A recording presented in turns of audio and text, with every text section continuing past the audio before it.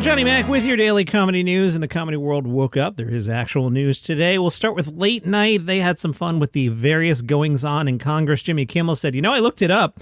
Technically, the Constitution does not require the Speaker of the House to be an elected member of Congress. It could be any American, which to me sounds like the premise for a pretty solid Pauly Shore movie. Love it. Seth Meyers went with George Santos was sworn in as a member of the House of Representatives in the state of New York and not, as he originally claimed, Pandora. Stephen Colbert's choice. Santos got elected in New York, and we recently learned during the campaign he lied about, and I'm rounding down here, everything.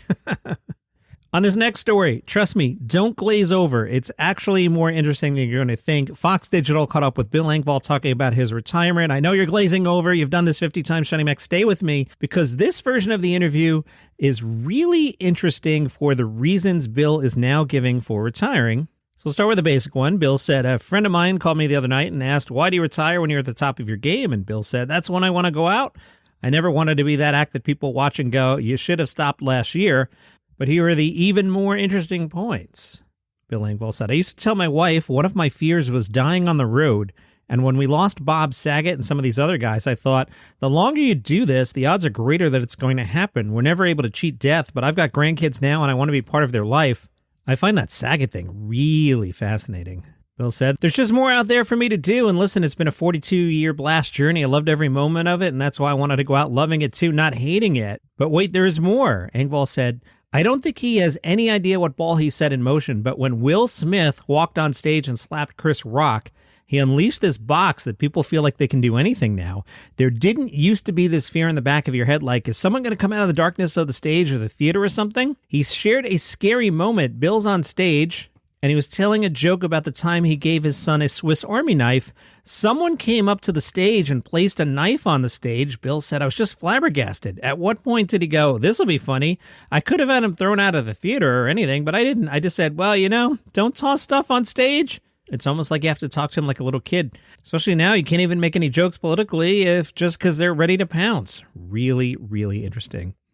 This next story is from TMZ. I'm going to read it verbatim because I don't know what I'm getting into here. They write, Dave Chappelle got into the b-boy spirit for his arrival in Ghana on Tuesday, letting off a few pop-lock moves as African dancers sent by the Diaspora Affairs of the Office of the President greeted him personally. The comedic genius looked genuinely happy from the warm cultural welcome, puffing on a cig as he took the moment in.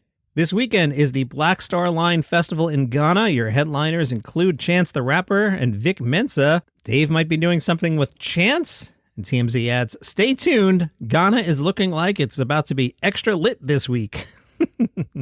Meanwhile, back in the United States, Dave Chappelle and Chris Rock, they're touring together. They've added some more dates. These are all within the same week, starting on January 20th, Oklahoma City, then St. Louis, Memphis, Birmingham, and North Charleston. From Teal Mango, your home for comedy news, Tom Segura in Hawaii, taking up surfing. He posted on Instagram, first time surfing and doing it in Hawaii made it all the more special. So much fun, I couldn't stop smiling.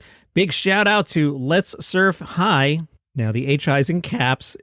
I'm perfectly aware if you're screaming at your phone right now that they probably mean Hawaii. Maybe it's Let's Surf Hawaii, but I read the sentence as Let's Surf High, and I kind of like it that way. Big shout out to Let's Surf High and my man Anthony, who's a great instructor and a true ambassador of Hawaii and Hawaiian culture. Can't wait to come back. All right, it's 2023 now, as you probably know. So we're done with year in review articles. So what's the new thing?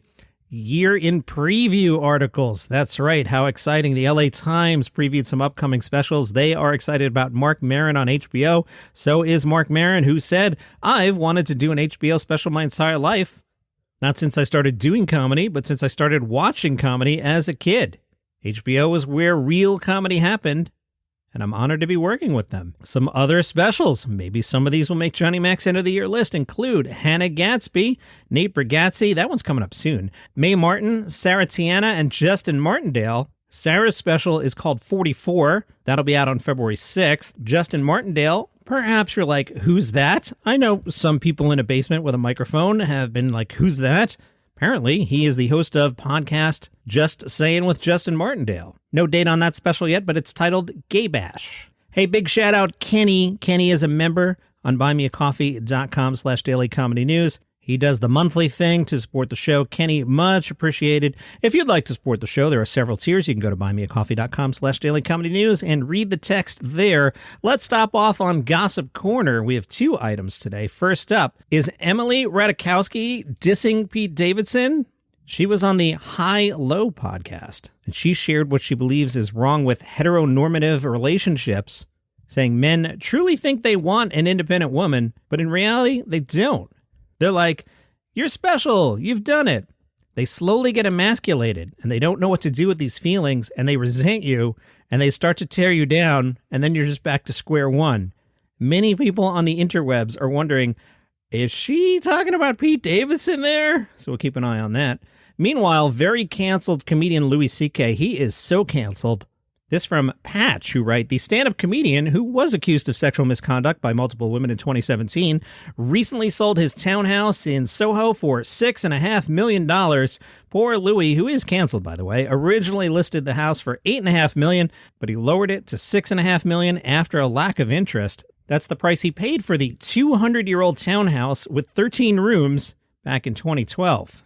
I don't know if you're familiar with the United States of America. There's not too many 200-year-old buildings. There's some in Boston and there's some in New York, for example, Louis C.K.'s former place, but we don't have too many 200-year-old buildings. This is not Europe. Patch tells us, built in 1829. Hey, so it's not 200 years old. It's nearly 200 years old, but I digress. The Soho address is made up of 4 floors. Former residents of the building include Patti Smith, the more famous one, not the other Patti Smith from Scandal. That's Patti Smythe, isn't it? Who cares? Yes, that's Patti Smythe. Why'd you even bring it up, Johnny Mac? Leave it in. Brian De Palma, Keith Richards, and Tim Burton. So this is a pretty fancy building. The very canceled Louis C.K. is performing at Madison Square Garden on January 28th, as people whose careers are totally over because of Scandal tend to do. New topic, also not canceled, are the Golden Globes. Those are January 10th. Tracy Morgan, now listed as a presenter, and your host, Gerard Carmichael, who, as you know, was the #1 special on Everybody But Me's list for 2022. Nathaniel, everyone loves it. I still think comedy specials should be funny. And that's your comedy news for today. Follow the show for free on Apple Podcasts, Spotify, YouTube, wherever you get your shows. See you tomorrow. Hello, I am Mark Francis, host of a daily podcast about the British royal family called Palace Intrigue. Did you see what Meghan Markle did in her latest documentary? Or what Prince Harry said in his new book? Well, the kings and queens and princes and princesses are ready to explode. Andrew is ready to implode. Royal sources are chomping at the bit. The in-laws just can't stop. The UK tabloids are about to burst. Americans can't get enough. The kids can't get any cuter. The press can't get any uglier. And Wills and Kate? Well, they're just wonderful. Get your daily dose of gossip and news from the world's most royal family. Follow Palace Intrigue on Apple Podcasts, YouTube, or wherever you get your shows.